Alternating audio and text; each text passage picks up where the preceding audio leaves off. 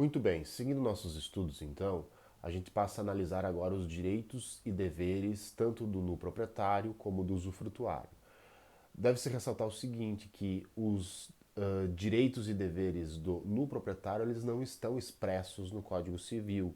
É fazendo uma interpretação dos artigos que dizem respeito aos direitos e deveres do usufrutuário é que a gente chega à conclusão de quais seriam os direitos e deveres do nu proprietário.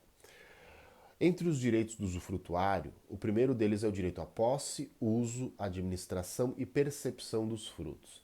Essa é a essência do objeto do usufruto. O usufrutuário vai possuir o objeto, vai gozar dos frutos, sejam eles civis, aluguéis, laudênios, né? Produzir no imóvel ou morar no imóvel. Então essa é a própria essência do usufruto. Esse é um direito inequívoco do usufrutuário. Salvo direitos adquiridos por outrem, o usufrutuário tem direito aos frutos naturais pendentes ao começar o usufruto, sem encargo de pagar as despesas de produção desses frutos. Então vejam bem, frutos naturais. Vocês sabem que na lei civil há uma divisão entre espécies de frutos. Existem os frutos naturais, como os frutos que se renovam periodicamente, frutas, soja, milho, enfim, frutos que se renovam, autorrenovam periodicamente. Existem os frutos industriais, aqueles que são manufaturados pela força do homem, e os frutos civis, como aluguéis, por exemplo, né? Rendas obtidas com base no objeto do usufruto. O artigo do Código Civil fala que os frutos naturais pendentes ao começar o usufruto pertencem ao usufrutuário. Então, através de um exemplo, vocês podem entender melhor.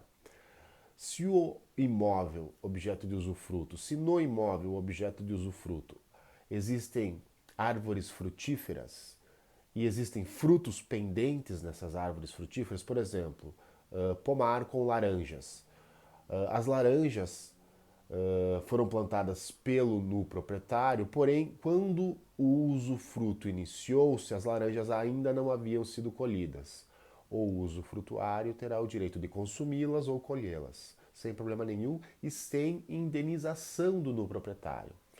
É uma regra diversa daquelas regras que falam sobre a posse de boa-fé e de má-fé e dos efeitos da posse.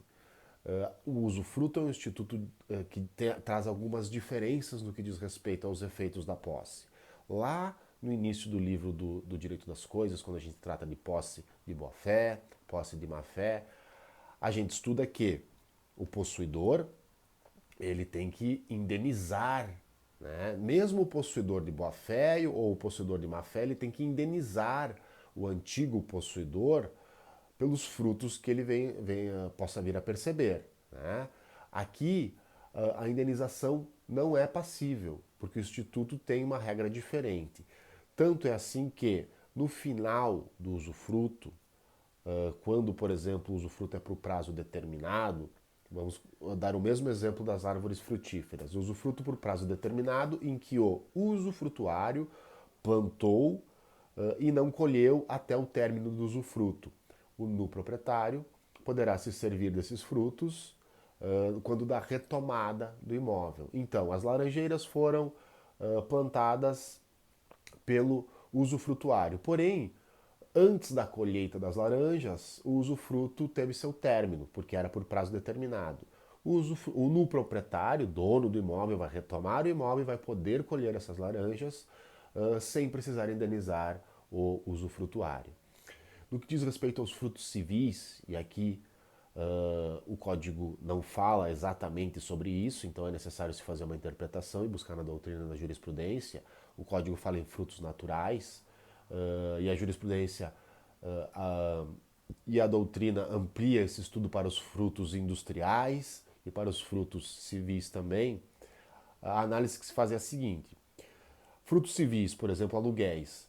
Se o aluguel venceu, teve data de vencimento antes do início da instituição do usufruto, os valores serão percebidos, irão pertencer ao nu proprietário.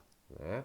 Mesmo que pagos posteriormente, se vencia no dia 15, o usufruto começou no dia 16 e foi pago no dia 20, esse aluguel pertence ao proprietário porque vencia antes do início do Instituto do Usufruto.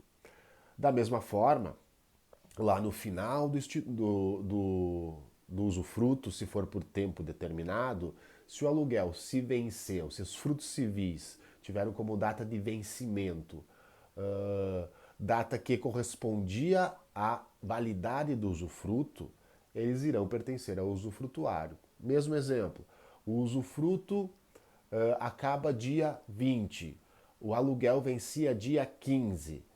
Esses aluguéis pertencem ao usufrutuário porque venceram durante a instituição do usufruto, certo? No que diz respeito aos frutos industriais, também a doutrina fala que vão pertencer ao usufrutuário enquanto o usufruto durar, mesmo aqueles que não se autorrenovam, porque faz parte do usufruto gozar e fruir de todo o objeto do usufruto, né? Por exemplo, uma pedreira, né, que extrai brita para construção civil. Isso são frutos industriais, apesar de ser pedra, pedra é um fruto natural, mas ele não se autorrenova periodicamente, como um pomar de laranjas, por exemplo. O usufrutuário vai poder sim fruir disso, tirar a brita, vender a brita e no final do Instituto do Usufruto ele entrega o bem na constituição em que ele se encontra, né? Sem precisar indenizar o usufrutuário, claro, caso isso não seja pactuado em contratos entre as partes, né? Essa é a regra geral, certo?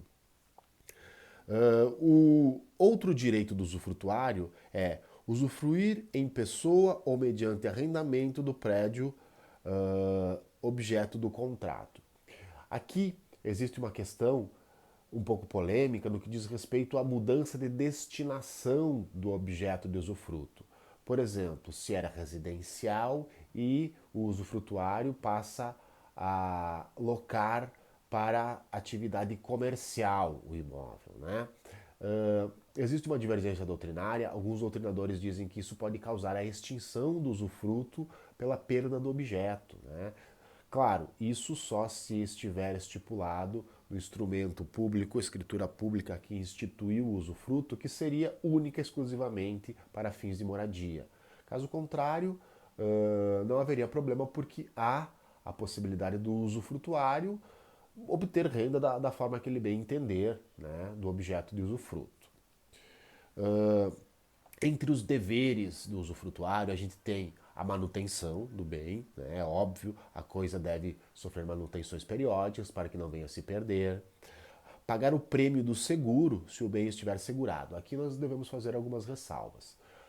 Não é obrigatório estipular seguro quando o bem entra em usufruto. Não é uma obrigatoriedade. Porém, se houver seguro, se o bem estiver segurado, quem paga é o usufrutuário. O usufrutuário tem o dever de pagar o seguro. Se foi o usufrutuário que segurou o bem, caso ele venha a se perder, o direito em primeira face, né, em primeiro lugar, de receber a indenização do seguro é do no proprietário. Por quê? Qual é a justiça dentro disso? O seguro serve para assegurar a perda do bem. Quem perde o bem nesse caso? Quem é dono do bem nesse caso? O proprietário é o dono do bem. Então, nesse caso, mesmo o seguro sendo implementado e sendo pago pelo usufrutuário, quem percebe a indenização seguratória no caso de perda do bem é o proprietário. Claro que aqui há algumas regras no seguinte sentido. Se no proprietário reconstrói o bem, o usufrutuário tem o direito de voltar ao bem e continuar exercendo o seu usufruto, certo? Se o usufrutuário, se o proprietário que recebeu a indenização seguratória não reconstrói o bem, ou o usufrutuário que instituiu o seguro e pagava o seguro tem direito de se subrogar em valores durante o período que iria perdurar o usufruto, certo? Então existem algumas regras também para resguardar o direito do usufrutuário no caso do seguro. O dever de caucionar, ou seja, de pagar uma caução durante o período do usufruto, ele também é alternativo.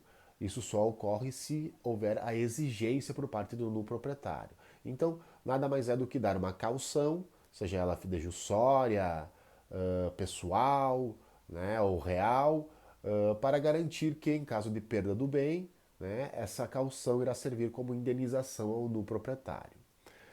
Comunicar os danos da coisa objeto do usufruto. Obviamente, se os danos, né, forem de grande montante, o usufrutuário deve ir até o do proprietário, que é o dono do imóvel, e relatar esses danos. Né? Inventariar. Inventariar significa arrolar, descrever todos os objetos que constituem esse usufruto. Se é um bem imóvel, todas as pertenças, as benfeitorias que existem nesse bem imóvel. Arrolar, descrever o estado em que elas se constituem, o que elas são de fato, marca, modelo, enfim. Arrolar tudo, inventariar tudo, descrever todos os objetos que fazem parte do usufruto. Arcar com as despesas e impostos. Vejam, despesas aqui e impostos aqui são aqueles que dizem respeito à posse, certo? A posse. Então o que nós temos aqui? Como despesas fica claro que condomínio, por exemplo, taxas de condomínio são de responsabilidade absoluta do usufrutuário. Os impostos que se refere à legislação são aqueles que decorrem da posse, e nesse caso o IPTU, no caso de bem imóvel urbano, e o ITR, no caso de bem imóvel rural, devem ser pagos pelo usufrutuário. Está pacificado na jurisprudência que isso são impostos que decorrem da posse do bem. Né?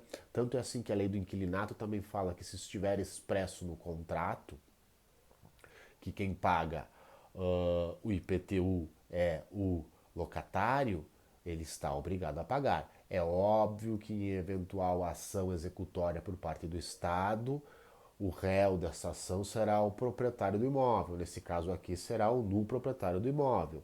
Porém, no caso, nesse caso sempre haverá o direito de regresso por parte do proprietário para cobrar do usufrutuário que porventura não tenha pagado